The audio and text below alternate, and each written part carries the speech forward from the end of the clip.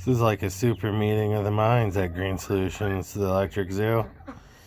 The old gang, the new gang, the turkeys, the new babies, emus. Everybody looking. What, you guys want some food? Is that what you guys want? They always want food. It doesn't matter. They got tons in there. Anyway, so updating. Electric box. Giant tank reservoir. Vinyl lining, EPDM liner, wire for the electricity, logs that are going in the giant tank, and this right here. Sorry, it's kind of dark, but I wanted to at least show what we got going on. Is the tank. All right, so this is actually only one layer of it. It'll be coming up taller, probably another 2 feet above that. I have the pieces right there that are actually going to stack on top of this. But as you can see, it's 2 sheets of plywood with then a 1/2-inch piece of maple. So we got 1 inch thick, 1/2-inch plywood. And then if you look on the inside, the funny thing is, looks kind of weird, doesn't it? These are fully reclaimed wood from a school. That are the lines of the basketball hoop, the basketball court lines. So the reason we haven't been progressing too much is, of course, the price of wood went through the roof. I didn't want to waste the acrylic, but we were at a point of, what do we do? Do we get metal? Do we do plastic? We want to do it the right way. So this is built to last, at least until I'm not around. And I'm 42. So as opposed to putting sealant on the inside and all that kind of good stuff, we will be fiberglassing the corners and the bottom. On the inside of this, though, this has already got this like weird papered layered, here you can see some peel off right there, and I mean on top of that, that's all just poly. So there's this nice weird layer over it already. So we're gonna leave that on there. And in fact, before we put the next layer on, I'm working like this, and I'm going to start putting the liner, the vinyl lining, which I got, which is also repurposed. It used to be a sign you see alongside the road. So we're using that to give us a layer of, water permeation. And then on top of that, we'll put the EPDM liner. And all that'll be attached on the top with plastic decking board, so everything's waterproof. Over here, we're going to have a 4-foot by 24-inch window. And then right there at the end, there will be a 24-inch by 24-inch window. And then on the top of it, I have some repurposed doors from a sliding glass door that are all... what you want to call it, that plasticky kind of stuff. So I think that's going to be the lid, because if you look at the top of this, it's almost that size. And then the nice thing is, up here in the rafters, I'm just going to put a hook, so there'll just be something to pull and lock into place when that's up, so you don't got to worry about it closing on anybody or anything like that. But also it'll help in the winter, because this thing on the bottom of it is mad insulated.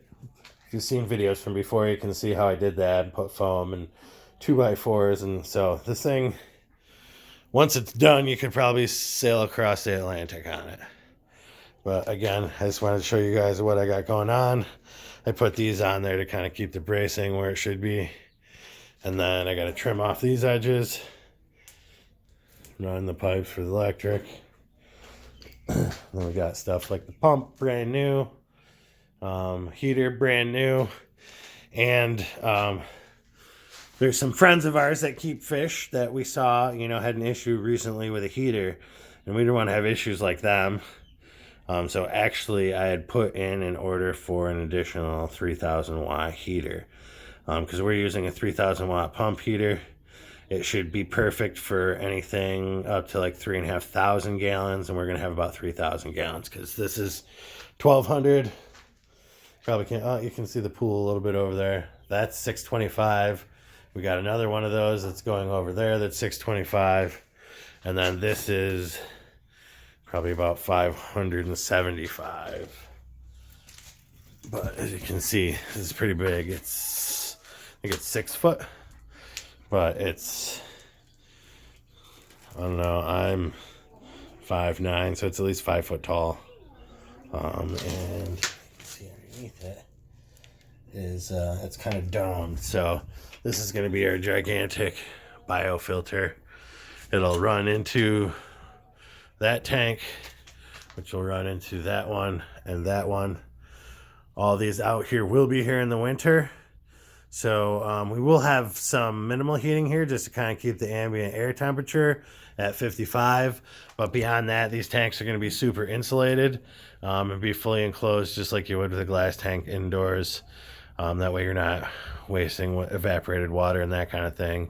We're not going to have to worry about, a huge amount of moisture getting out of this system once it's closed. But there will be some open water on the ponds year round because we're doing aquaponics.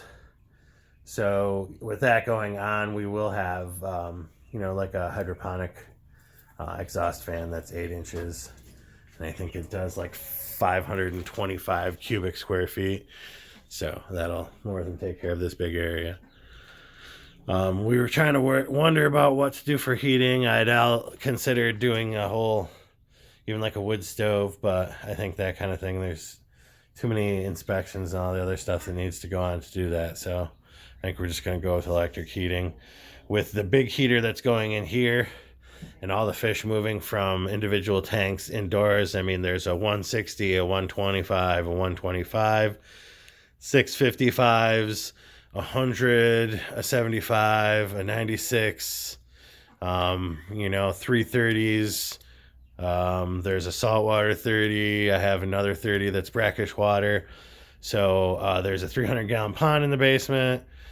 So with all these things going on, we want to have different fish in different spaces. This is going to basically be the predator tank. The first pond is going to be the koi. And we have a rescue that we did where we got a huge iridescent shark who's been babied its whole life.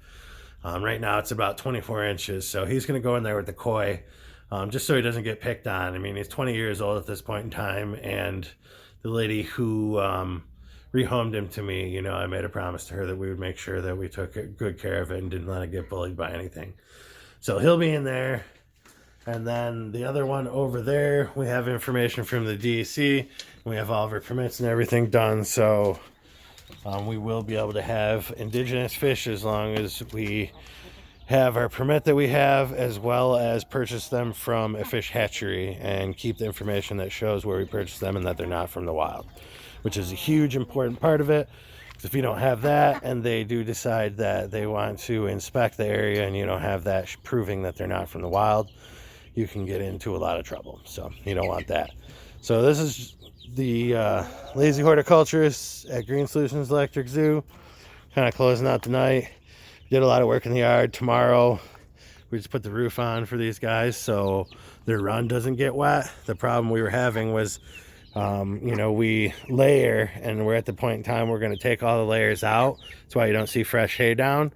But it rained the other day, so it makes it all kind of nasty. Otherwise, it comes out in nice little, like, flat kind of pieces, and it's not a mess and smells horrible. So that's what we're doing tomorrow. All right, everybody, stay weird.